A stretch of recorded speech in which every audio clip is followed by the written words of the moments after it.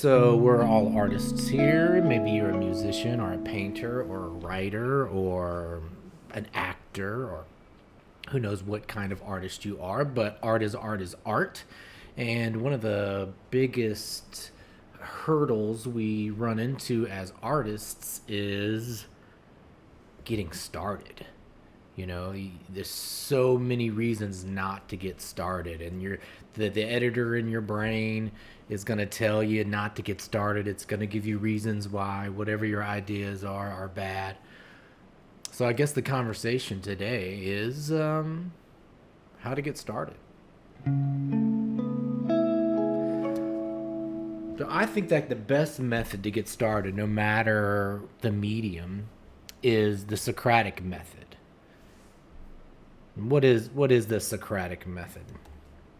Socratic method is a form of dialogue originating with the ancient Greek philosopher Socrates, where a series of probing questions are used to stimulate critical thinking. Okay, so basically the idea is that you ask questions. So the best way to get started, I believe, as an artist, is to start asking yourself some questions. Because your inner editor is going to start asking questions like, are you sure this is worth your time? Are you sure this is a good idea? Do you think that was a good line you drew? Do you think that's a good line you wrote? Whatever it is, your inner editor will always be questioning every decision you make moving forward creatively.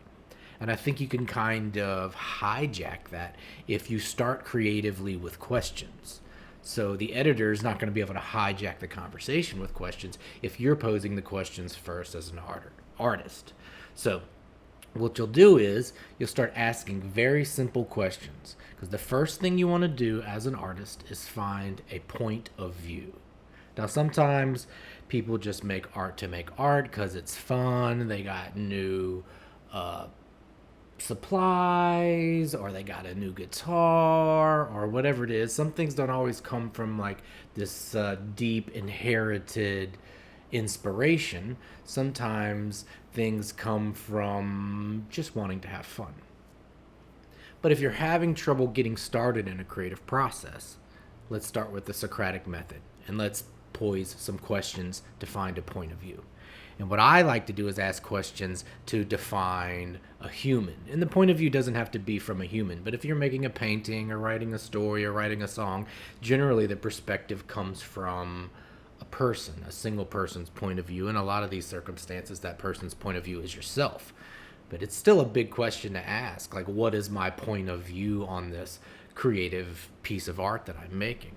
And to get at that, I would start with some series of questions like, where is this person from who has this point of view? Are they from the West Coast? Are they from the East Coast? Are they from the South? And if that person is yourself, it's a real easy answer. You answer that it's yourself. Are you writing for another artist? Or are you writing for a character in a story that's not you? Well, the first thing we'll do is let's decide where the character's from. And another question to ask, okay, now that we know that this character's from somewhere, let's ask, what season are we creating in? Is this a summery feel? Is it a wintry feel? Is it autumn? Is it spring? Find a season in which this piece of art exists in. Think of it as if you're writing a song, the song of the summer might not play as well during the winter, and vice versa. And sometimes a piece of art, sometimes a piece of art might feel very summery or happy and upbeat, and that might have to do with the colors chosen. But if you want to decide, you want to dictate that before you get in, you do a little bit of some of these questions. So where is this point of view from? What time does it take place in seasonally? And then what time does it take place in time period wise? If you're writing a song, or you're writing a story, or you're painting a picture, is it modern? Is it something that you want it to feel like 2025? Do you want it to feel like 1985? Do you want it to feel like 1885? But I think that's a good question to ask too. So our first three questions are, who is this person? Where are they from?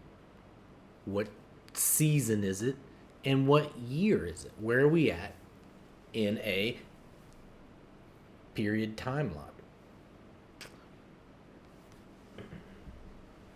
And once you have a couple of those questions answered, you can get into some more nuanced questions about details. Like it could be something as mundane as, what kind of clothing does this person wear, this point of view person? Do they wear blue jean jackets? Do they wear leather jackets? Do they wear t-shirts? Do they wear tank tops? Do they wear a dress? Do they wear a blouse? And if you do think, okay, this person wears a blue jean jacket, do they wear a vintage blue jean jacket? Do they wear a new blue jean jacket? Can we go research? What kind of food do they like? And once you get into their story, now you're creating this entire narrative point of view for your piece of art before you've even put pen to paper, before you've even chosen a paintbrush, before you've written a single word. You've come up with this entire concept of a point of view. And I think that's the best way to get started. Use the Socratic method to define a point of view. Then get started. I know where he's from. I know what kind of clothes it is. I know what kind of season, what time period it is. I have all these answers. Now I can say, what colors feel summery? What aesthetics invoke the region that this point of view comes from? All the decisions that we've made from our Socratic questions should lead us into aesthetic choices. And I think that's the best way to get started if you're having trouble getting started. What do you think? What's the best way for you to get started? Do you think that this is a good idea, a good method? Try it. Give the Socratic method a try and let me know how it works. Interact in the comments. Let me know if this worked for you, or if you have input on ways that you've kickstarted your creativity. Let me know in the comments. Also, if you would like to join us on Discord or on Twitch, we go into depth on deeper conversations and we share our art and music and philosophies over there. If you'd like to join the community, come on over. And if you haven't heard it today, I love you. I'm proud of you. You're becoming a better artist and a better person every day. Keep that shit up. And as an artist, we have big feelings. It's part of being an artist is harnessing your emotions. And in order to harness these emotions, you have to have these emotions first. And a lot of you artists, just like me, you have big emotions. And I don't want you to forget that you're a superhero in the way that you can take these emotions, these big feelings, you can take negative energy and you can transform it into positive energy. And that positive energy is art. And sometimes we forget about the process. We just get into drawing, we get into writing, and we forget about our superpower. So when the world stacks up on your shoulders and your feelings start getting bigger and bigger and things start getting tough to cope with or deal with, remember, you want to take all that negativity that the world gives you when you're having trouble at your job, you're having trouble at work, you're having conflict with yourself, with your loved ones, with your boyfriend, your girlfriend, your non-binary partner, whatever it is, whatever conflicts you have in your life, I want you to take all that energy, all that negative energy, and I want you to ball it up into the densest ball of energy, negative energy. It's so heavy, if you dropped it, it would fall through the earth. It's heavier than Thor's hammer. I want you to take all that negativity, and I want you to smear it into your artwork. I want you to put all that negativity into your writing. I want you to write a story about it, paint a picture about it, write a song about it. Get it all out. Express yourself. You are a superhero. You have amazing talent. You are that person. All right, I love you. Don't take it out on yourself. Don't take it out on yourself. Don't take it out on yourself. Take it out on art. See you next time.